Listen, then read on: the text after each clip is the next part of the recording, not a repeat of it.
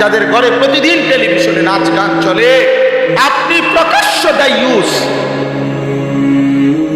আপনি ওই পুরুষ, যেই পুরুষ তার স্ত্রী সন্তানের জন্য গুনাহ প্রতিদিন স্বীকৃতি দিচ্ছে, তাকে দায়ুস বলে। দায়ুস, আল্লাহর নবী বলছে এমন দায়ুসের জন্য জান্নাত হারাম।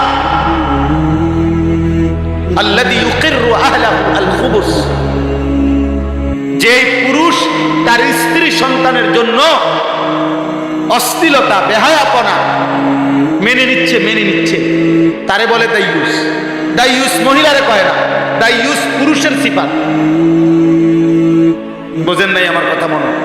আমরা দায়ুস নাম শব্দ শুনছেন না, যে দায়ুসের জন্য জান্নাত কি হারাম। দায়ুস বলা হয় পুরুষকে, মহিলাকে না, মহিলাকে, পুরুষের সিফাতে। ওই পুরুষকে দায়ুস বলে যেই পুরুষ তার স্ত্রী কন্যা তার পরিবারের সদস্যদের জন্য অশ্লীলতা বেহায়াপনা অসভ্যতা নোংরামি মেনে নিচ্ছে।